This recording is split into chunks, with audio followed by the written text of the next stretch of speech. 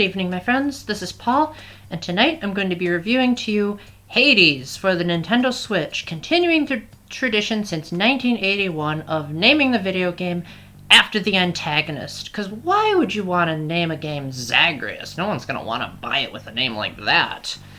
As the title doesn't suggest, you play as the Prince of the Underworld, Zagreus, who is the son of Hades, who absolutely hates it down in the underworld with all the fire and brimstone. He just wants out. He wants to get to the surface and get out. However, as Hades is constantly reminding him, there is no way out. So, as you might have expected by my overblown intro, this is a roguelike game where it's designed to be hard at first, but as you continuously progress through the game, you get more currency so that you can buy more upgrades and get more powerful weapons.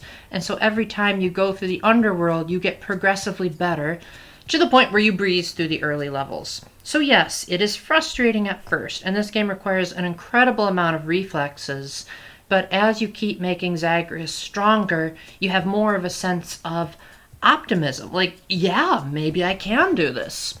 So, as you might have expected from a roguelike, this is an isometric view type game where you pick from a sword at first. You eventually get stuff like a bow and arrow, a spear, and even boxing gloves to beat through thousands of undead soldiers in a hellish type setting. And once you defeat all of the enemies in the room, of which even that isn't what it seems, because the enemies respawn after a while, so you have to keep defeating them until they're truly dead, then you usually have between 1 or 2 rooms to choose from next. Now at first the game doesn't really tell you what each icon above the door means, and since you can't go back and say, no, I didn't want this, I changed my mind.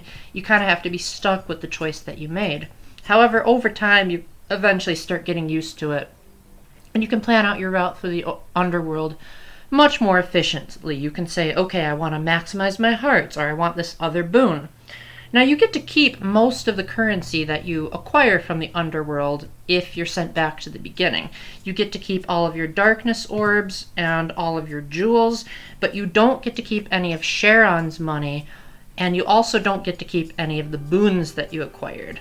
However, with the money, you can go to the Mirror of Talents to unlock more abilities for Zagreus, and you can use the jewels to renovate certain parts of Hades' house so that you have more options. And the more keys that you have, the more abilities you can unlock in the mirror. You can eventually even unlock a scroll of prophecy so that basically it's the in-game achievement system. They portray it as Zagreus will complete these tasks, so it's a self-fulfilling prophecy.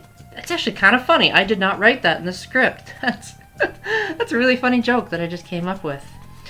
So Hades is the kind of game that rewards perseverance, not only because it has an addicting gameplay loop and the chambers are procedurally generated, but the game has an insane amount of dialogue to make sure that you don't feel like you're playing The Legend of Zelda Majora's Mask.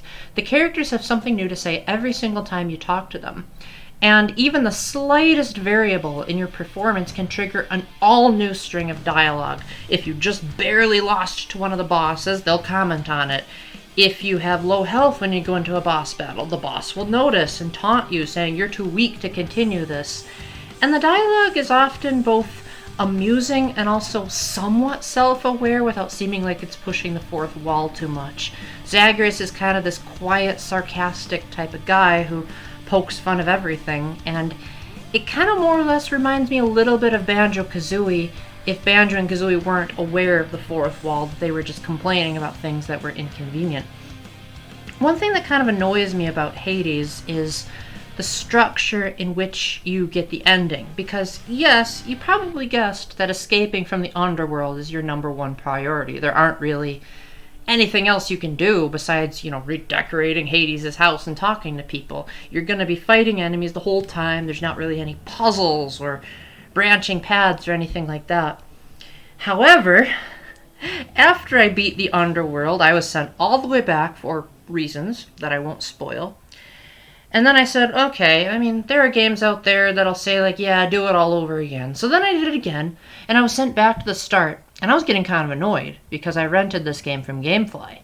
And I said, okay, I gotta send it back eventually, and I like to beat games before I review them, because so many reviewers just want to hurry up and get the review out so that they can get their likes and their money.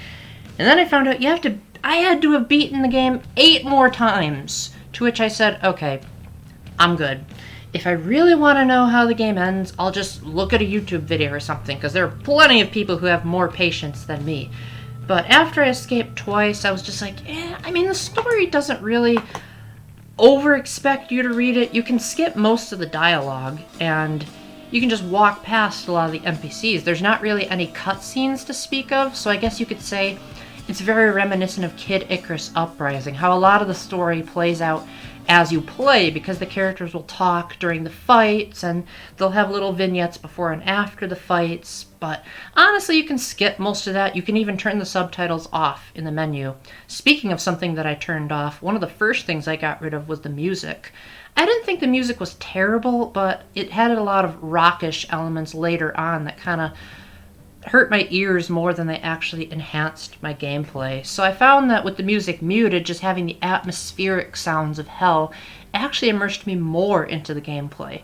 Another minor nitpick I want to say is that you can't really control the camera at all, so I often had to walk around a room just to be able to see a lot of the enemies attacking me, as, like Kid Icarus Uprising, you can't really stand still too much in this game, or the enemies are gonna clobber you, because the AI is very great. If you don't like roguelikes, you probably won't like Hades too much, but I think you shouldn't be as closed-minded as me and at least give it a fair shot, because the dialogue is all fully voiced and a lot of it is really great. The action is superbly controlled, Zagreus feels really smooth, and he even auto-aims onto a lot of enemies. The only problem is that you have to beat it over and over again to view the credits, but I think if you get out of the underworld once and just look up what the ending is, you'll probably find that it's good enough. And who knows, if I'm wrong, let me know in the comment section that I've missed the whole point of the game and there's a super amazing killer ending that I don't know about. I'll leave it to you guys, because I played 999. You want to talk about repetition? I played that way more than 10 times to get through. So with that, thank you very much for watching. If you have any questions, comments, concerns, or critiques, please let me know in the comment section. And until the next time, keep the faith, stay epic, God bless, and let's hope that the next amazing game that I play doesn't require me to beat it 10 times. Bye!